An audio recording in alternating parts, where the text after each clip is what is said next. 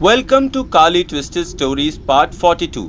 जय माँ काली जय माँ तारा, आप सबका भला हो। डॉक्टर ने कहा, समय पर खाना, समय पर दवाई, कोई कोताही नहीं बरतिएगा। एक तो डायबिटिक, ऊपर से ब्रेन स्ट्रोक। महीने भर की दवाई 10,000 की होगी, 3 महीने चलेगी। ध्यान रखिएगा खाने पीने का। ये कहकर डॉक्टर ने प्रिस्क्रिप्शन रेनू के हाथ में दे दिया।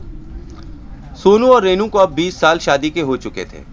रेनू, जो कि उनकी पत्नी थी, पूरे समाज में उसकी बनती थी, पर पता नहीं क्यों अपनी पति सोनू से ही उनकी नहीं बनती थी। पति जब भी प्यार करने आता तो हवस का पुजारी कहकर हट जाती। बात बिस्तर से निकलकर किचन तक पहुंच गई। बात बात पर ताने सुनकर सोनू भी पकसा गया, तो समय के साथ भोजन भी छूट ही गया। हालांकि सोनू कोशिश बहुत करता समझने की कि ऐसा उसने क्या कर दिया है जो इसकी सज़ा रेनू से लगातार दे रही है, पर जैसे कोई ग्रहण सा लग गया था उसकी शादीशुदा ज़िंदगी में। हर बार वो कोशिश करते और एक नई हार का सामना करते। व्हाट्सएप पर कई बार वो अपनी नाराज़गी की वजह बता देता, पर इस बार भी समस्या का कोई हल नहीं निकल पाता, बल्कि लड़ाई ही हो जाती। लड़ाई भी छोटी छोटी बात पर होती, जैसे चाय, नाश्ता, पानी। ऐसा लगता जानबूझकर रेनू ये सब किसी के बहकावे में करती थी। सोनू जितना भी कमाता वो सब रेनू के हाथ में रख देता। इस बार एक दिन रेनू ने कहा, तुमने मुझे कभी कोई पैसा नहीं दिया। 50,000 मेरे हाथ में रख दिया, पर 10,000 निकाल कर नहीं दिया, और ये नहीं कहा कि ये तुम्हारा है।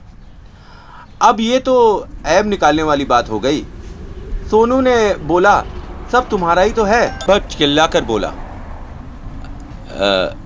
नहीं, तुम्हारा पैसा तुम्हारा है और मेरा मेरा ही है। सोनू को समझ आने लगा कि व्यर्थ की बात का क्या मतलब, बस रेनू सीन क्रिएट करना चाहती है। एक शख्स जिसके हाथ में गोल्ड मेडल हो और वो लगातार रो रहा हो कि मेरे पास कोई मेडल नहीं है, मेरे पास कोई मेडल नहीं है, वो बस एक स्टेट ऑफ डिनाइल में होता है। ऐसे इंसान को कौन कैसे समझाए कि भाई तेरे हाथ में गोल्ड मेडल है, पर वो देखने के लिए ही तैयार नहीं है। सोनू की इस बेरुखी का क्या आशय है समझ में नहीं आ रहा था। रेनू भद्र परिवार की थी और उसके पापा अक्सर उसे पैसे दिया करते थे। सोनू ने कभी विरोध नहीं किया, अपने लिए वो कभी कभी कुछ नहीं मांगता। सोनू खुददार और मेहनती था, घर के सारे बिल्स, बच्चों के बिल्स भरता था, पर रेनू फिर भी असंतुष्ट ही रहती। अपने हस्बैंड को बार बार नीचा दिखाना और बार बार ऐसा कोई भी मौका ना छोड़ना कि उसको समाज में नीचा देखना पड़े। रेनू अपने हस्बैंड को बार बार नीचा दिखाने का कोई भी मौका ना छोड़ती, पर लाख तूफानी लड़ाइयों के बावजूद भी सोनू ने रेनू का हाथ नहीं छोड़ा। वो हमेशा पास आता और वो दूर भागती। 30 वर्ष की उम्र से ही अपने मेनोपॉज की बातें करती। रात में सोने के पहले सोनू हमेशा रेनू के पैर दबाता, सिर दबाता और यथासंभव सेवा करता। जब तक करता तब तक तो ठीक था। उसके पश्चात पारितोष में केवल अपमान, उपहास और कड़वे बेसिर पैर के ताने ही मिलते। समाज के सामने रेनू नॉर्मल रहती, पर पीठ पीछे अपने पति के ऐब ढूंढने के लिए अपनी पर्सनल बातें सार्वजनिक रूप से लोगों से शेयर करती, एक ओपिनियन लेने के लिए। इससे सोनू के एबनॉर्मल बिहेवियर का एविडेंस निकालने में मदद जो मिलती। जो भी परिवार में या बाहर सोनू का दुश्मन होता, रेनू उसकी तरफदारी करती और वे उसके परम मित्र बन जाते। हस्बैंड वाइफ की जो बातें होती हैं पर्सनल, वो सार्वजनिक नहीं करनी चाहिए, पर वो भी हो गई। वो भी रेनू ने कर ही दिया। समाज में अपने हस्बैंड का अपमान, लड़ाई इतनी बढ़ी कि डिवोर्स तक बात पहुंच गई। पर मूर्ख सोनू अभी भी रेनू का हाथ है कि छोड़ ही नहीं रहा। अपनी सेल्फ एस्टीम को बार बार गिरा के वो अपने रिश्ते को बचाए रखना चाहता था।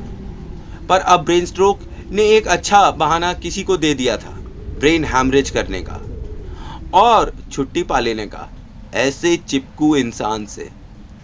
कैसी लगी कहानी? आई होप अच्छी लगी। कहानी हमें क्या सिखाती है? ये कहानी हमें क्या सिखाती है? कि पति पत्नी अपने गुप्त बातें और सीक्रेट बातें सार्वजनिक न करें। अगर वो एक बार ये कर देंगे तो फिर वो एक दूसरे से जुड़ने का सारा रास्ता बंद कर देंगे, क्योंकि फिर भरोसा नहीं रह जाएगा एक दूसरे पर। पति पत्नी प्रेम से पति पत्नी को और पत्नी पति को अगर प्रेम से बुलाए तो कभी ना नहीं करना चाहिए। अगर कोई बड़ी दिक्कत हो तो बता देना चाहिए। जो आपका है वो आपके पार्टनर का भी है। अलग अलग बोलने पर हर चीज़ अलग करनी पड़ेगी और हर चीज़ अलग हो भी जाएगी। ना पति पत्नी की देखभाल करके कोई एहसान करता है और ना पत्नी पति को की। ये उन दोनों का कर्तव्य है। तन मन और धन से एक दूसरे के प्रति समर्पित रहना चाहिए। जब कभी कोई ज़्यादा इन्वेस्टमेंट कर देता है और दूसरा उसे फॉर ग्रांटेड ले लेता है, समझ लो संबंधों में दरार आना नैसर्गिक हो जाता है। एक दूसरे की इच्छाओं का जो सम्मान नहीं करता, रिस्पेक्ट नहीं करता, वो केवल अपने पार्टनर को धक्का देता है। वो जुड़ने के लिए लड़ता ही नहीं, वो तो केवल अलग होने के लिए लड़ता है। शादी में प्रेम और अंडरस्टैंडिंग हो तो स्वर्ग, वरना साक्षात नर्क। हमारे पास हमेशा चॉइस होती है। किसी भी रिश्ते को घसीटने के बाद ही आपको पता चलेगा कि अंत में आपको उस रिश्ते से मिलेगा क्या। तय कर लीजिए आपको क्या चाहिए। Change your choice and you can change your future. Thanks for watching. जय मां काली, जय मां तारा। आप सबका भला हो।